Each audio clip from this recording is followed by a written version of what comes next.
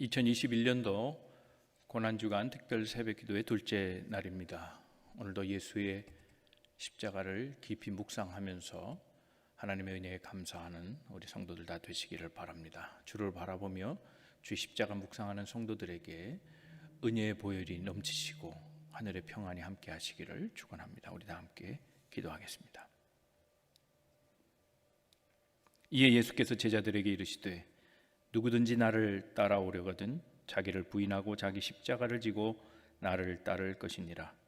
이를 위하여 너희가 부르심을 받았으니 그리스도도 너희를 위하여 고난을 받으사 너희에게 본을 끼쳐 그 자취를 따라오게 하려 하셨느니라. 주님, 고난주간 특세 두 번째 날 주께 예배하며 주의 고난을 묵상하는 우리에게 복을 허락하소서. 세상의 헛된 욕심을 버리게 하시고 주님의 말씀을 더욱 붙드는 시간이 되게 하옵소서. 이 기도회가 예수 그리스도의 십자가를 마음에 새기는 시간이 되게 해주시고 예수의 흔적을 마음에 새기는 시간이 되게 하여 주시옵소서. 예수님의 이름으로 기도하옵나이다. 아멘.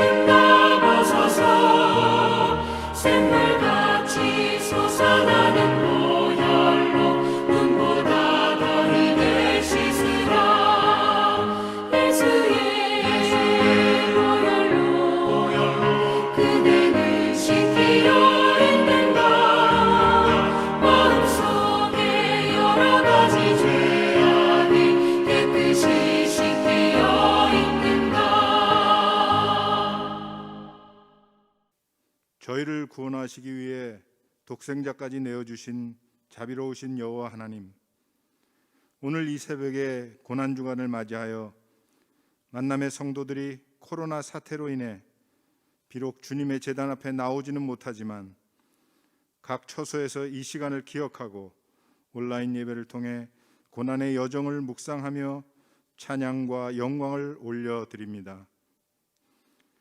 예수님께서는 세상의 모든 죄를 짊어지시고 고난당하심으로 저희들에게 참 생명과 자비와 평화를 주셨는데, 지금 우리는 내게 맡겨진 십자가를 외면하고 인간의 헛된 욕망에 사로잡혀 살아왔으며 사순절의 대부분을 코로나 이슈에 빼앗겨 버리고 주님의 이 땅에 오심과 사역과 헌신, 죽으심과 부활하심을 묵상하며 부활의 주님을 맞이할 준비를 온전히 하지 못한 저희를 불쌍히 여기시고 용서하여 주옵소서.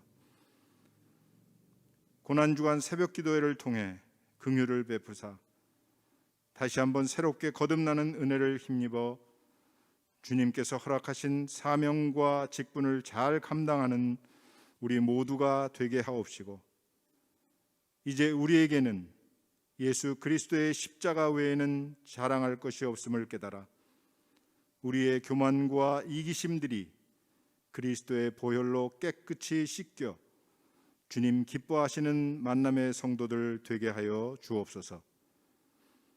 이 시간 말씀 전하시는 담임 목사님을 성령님 붙들어 주셔서 주시는 말씀을 통해 우리를 향하신 하나님의 계획의 부르심 앞에 늘 순종하는 우리 모두가 되게 하여 주옵소서. 이 모든 말씀 고난을 이기시고 부활하신 예수 그리스도 이름으로 기도합니다. 아멘. 오늘 본문의 말씀을 함께 봉독하겠습니다.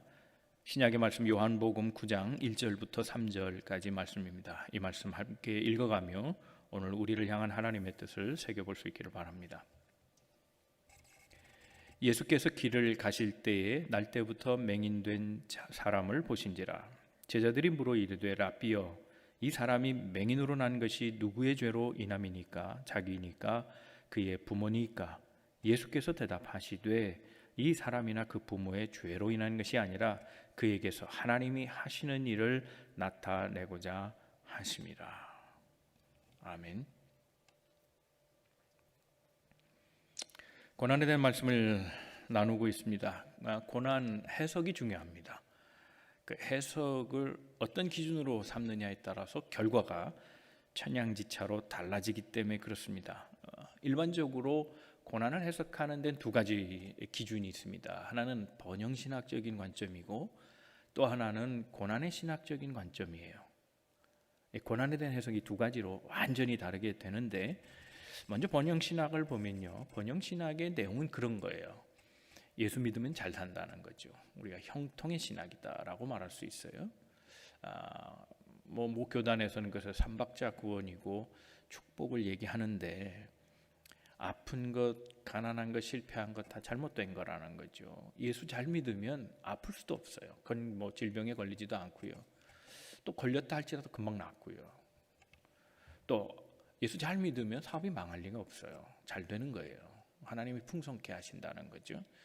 예수 잘 믿으면 실패 없어요. 시험도 한 번에 딱딱 붙어야 되는 거고요. 그래서 자꾸 기도하죠.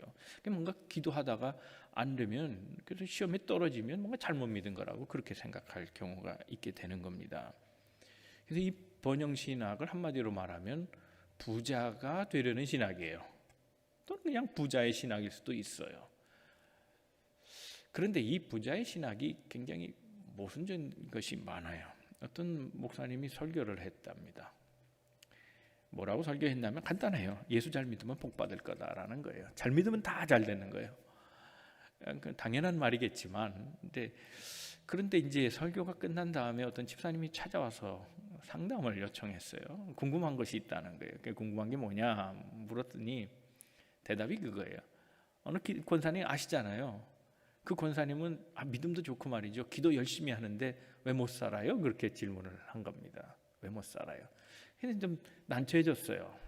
그런 질문 궁색하지 않아요? 그러니까 대답하기가 좀 그랬는데 그냥 그렇게 얘기해 버리시더래요.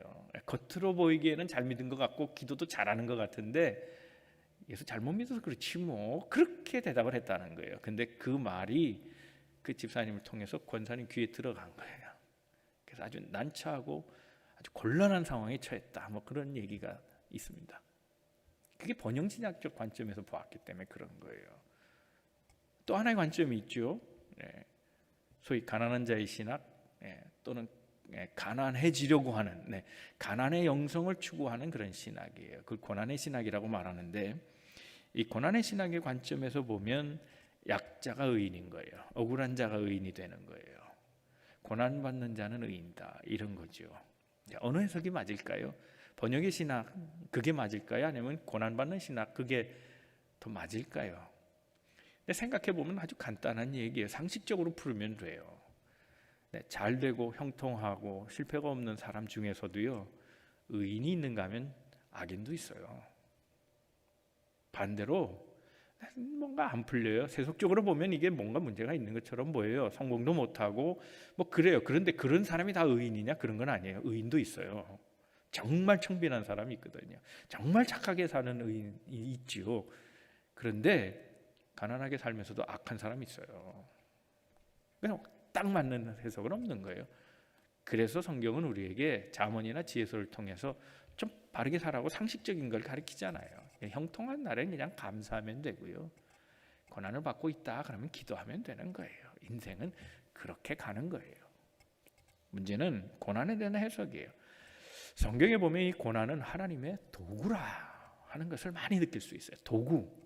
하나님이 가난을 통해 유용하게 하시는 어떤 일이 있어요. 가난은 어떤 실패, 인간의 질병, 이것을 통해서도 하나님이 일하시는 것이 있다는 것을 봐요. 그게 중요한 거예요. 고난은 하나님의 손에 잡히면 그것은 유용하게 쓰여지는 도구라는 사실이에요. 그게 중요한 것은 내 고난이 하나님 손에 있느냐 하는 거예요. 그게 제일 중요한 핵심인 거예요. 오늘 본문의 말씀은 소경의 이야기입니다. 우리가 잘 아는 말씀이지만 길에서 어떤 소경을 만났는데 제자들이 그 소경에 대해서 그렇게 얘기를 해요. 왜 불우한 사람을 놓고 그렇게 얘기하는지 모르겠어요. 이거 참 조심해야 될 일이에요. 소경 불행한 사람이죠. 공동체로부터 외면당하는 사람이에요. 스스로 할 수 없어요. 자립할 수 없는 사람이고 옛날 방식으로 생각하면 이것은 죄의 대가예요. 뭔가 죄의 문제가 있어서 이렇게 질병에 걸린 거라 생각한 거죠. 소위 번영신학적 관점이에요. 제자들에게 함부로 얘기를 하는 거죠. 이 사람이 소경된 건 아버지 때문입니까? 이 사람 잘못 때문입니까? 라는 거예요. 그런데 남의 인생에 대해서 그렇게 원인을 따지는 거, 남의 불행에 대해서 원인을 따지는 것은 우리 크리스찬이 해야 될 일은 아닌 것 같아요. 어떤 할머니가 손자가 막 울더래요. 계속 울래. 너무 그냥 귀찮게 우니까 울음을 그치지 않는 이 손자에게 한마디 딱 던졌대요. 그렇게 우니까 네 애미가 죽었지 그러더라는 거야. 그런 말 하면 안 되잖아요. 뭐 전생까지 가요? 왜 과거로 자꾸 이렇게 가냐고요.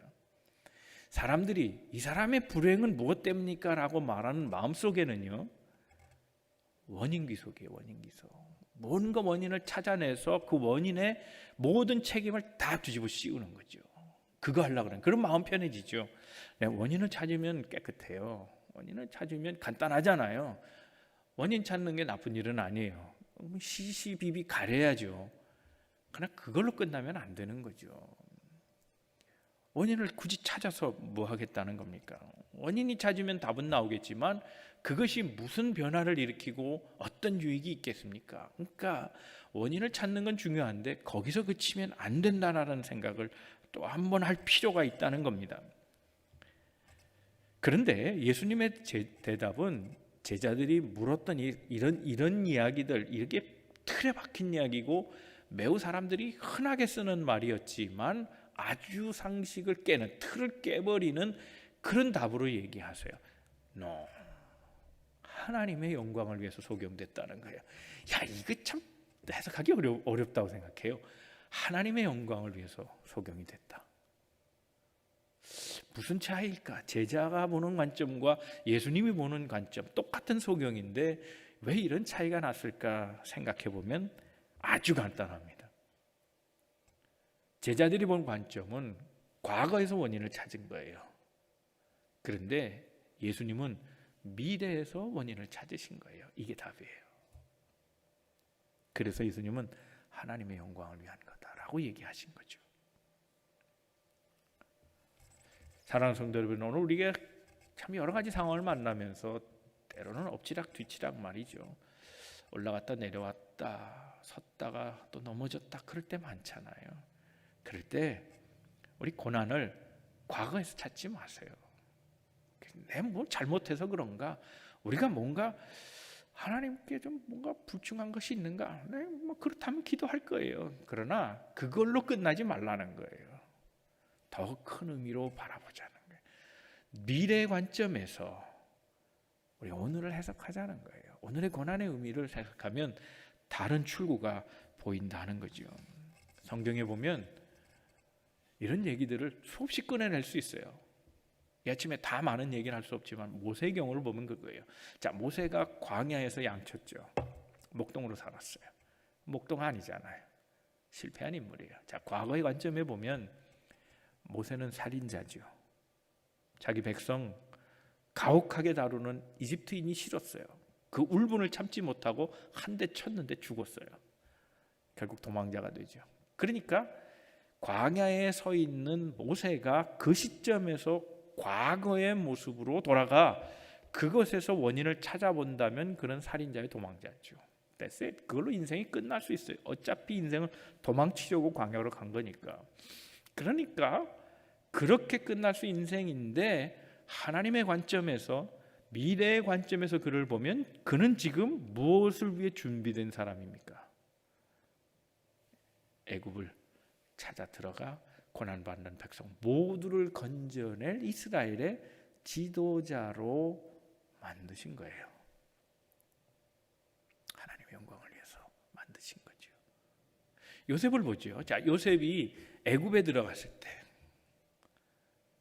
형제들에게 팔렸죠. 그때로 본다면 요셉은 어떤 인간인가 하는 거예요. 자, 요셉, 그는 자기의 삶을 좀 반성할 필요는 있어요. 물론 아버지가 잘못한 거예요. 아버지가 특별히 사랑했으니까, 다른 형제보다 더 좋은 옷을 입혔으니까, 귀하게 여겼으니까. 그러니까 좀 어린아이들 그렇잖아요. 자기 사랑해주면 자기가 최고인 줄 알고 형들이 하는 일들 다 일일이 살피고 있다가 아버지한테 고자질하고 또 사랑 더 받고 말이죠. 이런 인생 살면 안 되잖아요. 그러니까 요셉은 고자질하는 인생이에요. 네, 어떻게 보면 편애로 특권을 누렸던 인생이죠. That's it. 그럴 수 있어요. 결국 그 대가로 노예로 팔리게 된 거고, 결국 감옥살이도 뭐 다 고난도 그런 연유에서 시작된 거예요. 과거로 가고 과거에서 또 과거로. 핵심을 따져보면 요셉의 마음이 그렇다는 거예요. 그렇게 끝날 수 있는 인생인데, 자, 요셉이 총리가 되잖아요. 자, 그 관점에서 보면 하나님의 일은 있구나 하는 거예요. 뭐 때문에 하나님이 요셉을 총리가 되게 하셨다는 거죠. 이 애굽으로 보내신 이유가 뭐라고 설명했습니까? 가족들을 위해서, 형제들을 위해서 먼저 보냈다는 거예요. 하나님이 우리 가족을 살리려고, 가난해서 살리려고. 그리고 더 크게 본다면 이스라엘을 살리려고 하나님께서 요셉을 통해 새로 큰 민족을 이동케 하사 평안을 얻게 하셨던 거예요. 과거의 관점에서 보느냐, 미래의 관점에서 보느냐, 전혀 다른 이야기들을 만들어낼 수 있다는 겁니다. 우리도 인생을 때때로 질병에 무너질 때가 있고요, 가난에 처할 때가 있고요, 원하는 대로 가지 못하는 실패한 인생으로 살아갈 때가 있습니다. 그러나 과거에서 원인을 찾으면 답이 없습니다. 미래에서 뜻을 발견해야 합니다. 여러분, 미국의 학자들을 보면 미국의 학자들은 다 이스라엘 때문에 생긴 거예요. 한국 경우에는 연초가 새학기죠. 근데 미국은 새학기가 연초가 아니고요, 여름부터 시작하잖아요. 그건 이스라엘의 절기를 따라간 거예요. 유대인의 파워가 그렇게 세요. 정치, 경제, 문화, 교육까지도 이스라엘 사람들이 잡고 있어요. 그러니까 이스라엘의 절기에 맞춰버린 거예요. 이스라엘의 신년은 8월이에요. 그러니까 중심에 있어요. 이게 연초에 있는 게 아니고 중간 딱 토막에 새 연도가 바뀌는 거예요. 이스라엘의 시간 하루 단위도 그래요. 하루의 단위가, 우리는 아침 해 뜰 때부터 모든 것들을 시작하는데 이스라엘은 그렇지 않아요. 밤에 시작돼요. 해 진 다음이 하루예요. 첫 시작인 거예요. 그러니까 이스라엘 사람들에게는 이 밤이라고 하는 시간은 첫 출발인 거예요. 자, 다시 그러면 정리하면 이런 얘기예요. 하루의 시작이 낮입니까, 밤입니까? 네, 밤이에요. 밤이 시작인 거예요. 낮이 됐다가 밤이 된 게 아니고요, 밤이었다가 낮이 된 거예요. 이건 인생에 주는 의미가 있어요. 하나님께서 천지 창조하실 때도 밤이 끝나고 낮이 시작됐다고 얘기해요. 그렇죠? 밤이 먼저인 거예요. 인생은 고난이라고 하는 밤이 마지막에 끝으로 오는 것이 아니고 미래적 관점으로 보는 우리에게는 고난은 시작일 뿐 끝이 아니고 그 고난의 끝에서 새로운 삶이 시작되고 있다는 것을 말하는 거예요. 여러분, 오늘 본문의 소경을 한번 생각해 봐요. 소경이 예수님을 만나지 않았다면 참 빛을 알았겠는가 하는 거예요. 거꾸로 말하면 소경의 불행은, 소경이 소경된 그 불행은 그 과거가 의미가 있느냐 없느냐로 물을 수 있죠. 의미 있습니까 없습니까? 있습니다. 왜요? 그걸 통해서 하나님 만났잖아요. 예수님은 만났잖아요. 그것 때문에 새 삶을 살게 됐잖아요. 여러분, 예수님 당시에 예수님을 만난 사람이 몇 명이나 될까요? 그렇게 많지 않을 거예요. 그런데 이 소경은 예수님 만났어요. 그 불행한 이유 때문에 오히려 예수님을 만나게 됐습니다. 여러분, 하나님은 우리의 고난을 통해서 그것을 유용하게 만들어서 하나님의 일을 위한 도구로 사용하시는 분입니다. 그러므로 우리가 기도할 것이 있어요. 하나님의 하신 일을 믿습니다 하는 거예요. 그리고 하나님이 이겨내게 하실 것을 믿습니다. 그리고 이 고난이 지나면 하나님 새로운 삶을 살게 하소서 기도해야 되는 거예요. 오늘 본문의 소경을 만난 자, 오늘 본문이 3절로 끝났지만 그 이후에 보면 예수께서 실로암으로 가라는 명령을 하세요. 거기서 눈을 뜨죠. 보냄을 받게 돼요. 그리고 그는 하나님 찬미하고 예수를 따르는 자가 됩니다. 여러분, 예수의 십자가를 한번 생각해 보십시오.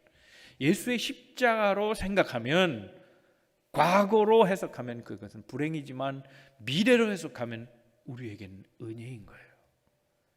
누구에겐가는, 유대인이나 이방인에게는 이 십자가는 미련한 것이고 거리끼는 것이지만 그것은 흉물의 상징이요, 그것은 허물의 극치요, 수치와 모욕이 있는 것이고 범죄자가 지는 것이 형틀이었지만 오늘 구원을 받은 우리에게는 새 생명의 시작이 예수의 죽음으로부터 왔고 그 십자가를 만남으로 우리가 새 삶을 살게 된 은혜의 사건이요, 하나님의 능력이 나타나는 현장이 되었다는 겁니다.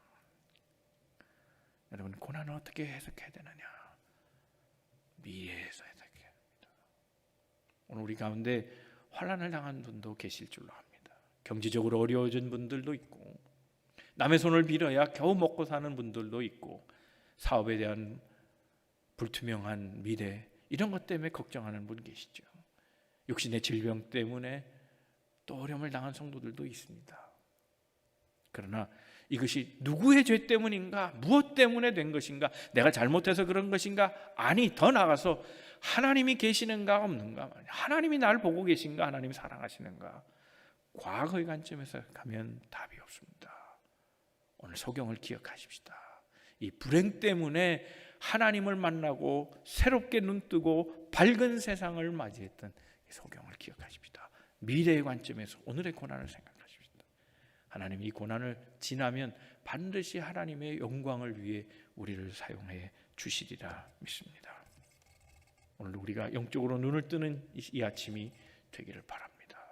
그래서 고난에 지지 말고 도리어 고난을 통해서 하나님이 하실 일을 믿음으로 바라보며 약속의 말씀을 붙잡고 살아가는 우리 모든 만남의 성도들 다 되시기를 주님의 이름으로 축원합니다. 기도하겠습니다.